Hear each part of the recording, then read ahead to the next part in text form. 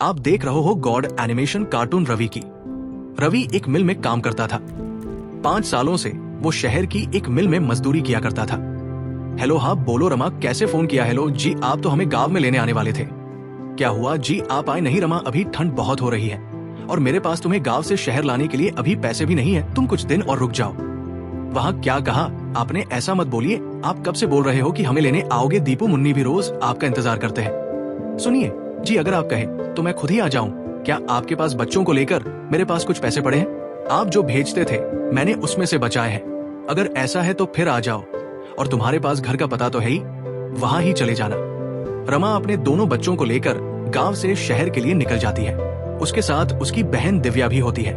रमा के माता पिता की मृत्यु के बाद अब वो बेचारी कहा जाती, इसलिए रमा उसे अपने साथ ही ले लेती है। ठंड तो समय चल रहा था, दिसंबर का महीना, जिसमें कड़ाके की ठंड पड़ती है। रात होते ही रवि मिल से अपने घर को निकलता है। अरे यार, आज तो कुछ ज्यादा ही ठंड पड़ रही है। हाँ यार रवि, ये ठंडी ठंडी हवाएं और चारों तरफ पड़ती हुई धुंध, बहुत ठंड है। भाई चल जल्दी जल्दी घर चलते हैं। रवि अपने घर पहुंचता है। वो एक झोपड़ी में रहता था। रवि अपने बच्चों को देखकर बहुत खुश हो जाता है। वही वो अपनी साली दिव्या को भी देखता है। अरे दिव्या, तुम यहाँ? ओ अच्छा, याद आया। कोई बात नहीं, अब तुम हमेशा ही हमारे साथ रहना। पापा, मुझे आपकी बहुत याद आ रही थी। हाँ पापा, आप हमें लेने क्यों नहीं आए? बच्चों, मुझे थोड़ा सा काम था। तुम दोनों ने कुछ खाया? जी मैंने दाल चावल बनाए थे। आप भी हाथ मुंह धो लो, मैं आपके लिए भी खाना लगा देती हूँ। खाना पीना खाने के बाद सभी लोग फर्श पर सो जाते हैं। यहाँ रवि के पास बस एक ही कंबल होता है। अब पांचों लोग नींद में उस कंबल को अपनी अपनी तरफ खींचते हैं। क्नोइस एक तरफ रमा और रवि लेटे हुए थे, दूसरी तरफ दोनों बच्ची और दिव्या लेटी हुई थी। रमा को ठंड लग रही होती है तो वो सारा कंबल अपनी ओर खींच लेती है। ठंड तो उस समय सबको लग रही होती है, ठंड जो इतनी कड़ाके की पड़ रही होती है। तभी रवि उठकर देखता है कि उसके बच्चे और उसकी साली दिव्या ठंड से कांप रहे होते हैं और सारा कंबल रमा नहीं उड़ा हुआ होता है। रमा उठो उठो जल्दी, क्या हुआ जी? आप जान क्यों रहे हो? वहां देखो। रमा अपने बच्चों और बहन की तरफ देखती है और वो घबरा जाती है। उसके बच्चे और बहन ठंड से कांप रहे होते हैं। हाँ जी, आप देख क्या रहे हो? जल्दी से कंबल बच्चों पर डाल दो ना, ठंड बहुत है।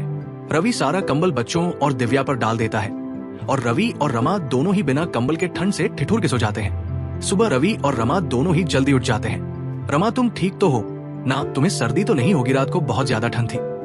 मैं इसीलिए तुम सबको यहाँ नहीं बुलाना चाहता था। मेरे पास तुम्हें ठंड से बचाने के लिए कपड़े भी नहीं हैं। मुझे माफ कर दो। हाँ जी, आप क्यों माफी मांग रहे हो? आप चिंता मत करो, मैं बिल्कुल ठीक हूँ। आप तैयार हो जाइए, आपको मिल भी तो जाना है। मिल जाते हुए रवि परेशान सा लग रहा होता है। वो सोच रहा था कि मालिक से एडवांस पैसे ले लेगा, जिससे वो एक और कंबल खरीद कर ले आएगा। लेकिन जब वो मिल जाकर देखता है तो मिल में जोरों की आग लगी हुई होती है। वो अपने दोस्त प्रीतम से पूछता है, प्रीतम, ये मिल में आग कैसे लग गई? अरे क्या बताओ यार, शॉर्ट सर्किट हो गया और मिल में आग लग गई। अभिमानी गए थे, उन्होंने कहा कहीं और काम ढूंढ लो। मेरे पास इतना पैसा नहीं है कि मैं दोबारा काम शुरू कर पाऊं। रवि प्रीतम से ऐसा सुनकर और निराश हो जाता है और सोच में पड़ जाता है कि अब तो वो इतनी जल्दी कंबल कहां से लाएगा। ना काम है और ना ही पैसे। प्रीतम, अब हम क्या करेंगे? क्या काम करेंगे? देख भाई, मेरे पास कुछ पैसे हैं जिनसे मैं छोटी सी चाय की दुकान खोलूंगा। मेरे पास थोड़ी सी सेविंग्स है। तू बता, तू क्या करेगा? पता नहीं यार, मेरे पास तो पैसे भी नहीं है। जितने पैसे यहाँ से मिलते थे वो पैसे तो मैं अपने गांव भेज देता था। अब तो मेरे पास एक खूटी कौड़ी तक नहीं है। चल मैं घर चलता हूँ, फिर मिलेंगे। यहाँ रवि घर आ जाता है। उसे देखकर रमा समझ जाती है कि कुछ तो बात हुई है।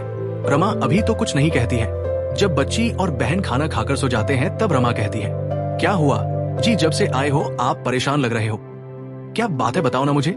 रवि रमा को सारी बात बता देता है। रमा भी रवि को ऐसे उदास देखकर खुद भी उदास हो जाती है और कहती है, हाजी आप इतना परेशान क्यों हो रहे हो? सब ठीक हो जाएगा, भगवान पर भरोसा रखो। मेरे पास कुछ पैसे बचे हैं, उनसे आप थोड़ी सी रुई और कपड़ा ला देना। मैं उससे एक रजाई बना लूंगी। उसके बाद आप काम ढूंढने चले जाना। सुबह होते ही रवि रमा को रुई और कपड़ा देकर वहां से चला जाता है और रमा रुई को कपड़े में भरकर रजाई की तरह सिल रही होती है। तभी दीदी, क्या हुआ? सब ठीक तो है ना? जब से हम यहाँ आए हैं जीजा जी कुछ दुखी से रहते हैं। क्या उसकी वजह मैं हूँ? ऐसा कुछ भी नहीं है, तू तो जानती है ना। तेरे जीजा जी तो ऐसे नहीं है जैसा तू सोच रही है। वो तो उनकी मिल में आग लग गई है। वो इसीलिए परेशान है। तू ज्यादा अपना दिमाग मत चला। हाजा जाकर अब अपना काम कर रमा एक सुंदर सी रजाई बना देती है। उधर रवि पूरे दिन यहाँ वहां काम ढूंढता है पर उसे कोई काम नहीं मिलता है। वो निराश होकर घर आ जाता है। रवि घर आकर देखता है रमा ने एक सुंदर सी रजाई बना ली होती है। अरे वाह रमा, तुमने तो बहुत ही सुंदर रजाई बनाई है। अरे तुम तो बहुत ही अच्छी रजाई बनाती हो। जी वो गांव में खाली समय में मैंने रजाई बनाना सीख लिया था। आप बताइए कहीं काम मिला क्या आपको? नहीं रमा नॉइस, बहुत ढूंढा पर कहीं कोई काम नहीं मिला। कल फिर जाऊंगा, देखते हैं कहीं कुछ ना कुछ काम मिल ही जाएगा। रमा बच्चों को नई रजाई में सुला देती है और खुद दोनों मियाँ बीवी पुराने कंबल में सो जाते हैं। अगले दिन रवि का दोस्त प्रीतम रवि का हाल पूछने उसके घर आया हुआ होता है। तभी अरे वाह रवि, ये रजाई तो बहुत अच्छी है, कहाँ से लाए हो? अरे प्रीतम, मैं ये कहीं से लाया नहीं हूँ। ये रजाई तो तेरी भाभी ने बनाई है। क्या कह रहे हो? ये रजाई भाभी ने बनाई है भाई। ये तो बिल्कुल वैसे ही रजाई है जो दुकानों में मिलती है। अरे वाह भाभी जी, आप तो बहुत ही बड़ी कलाकार हैं।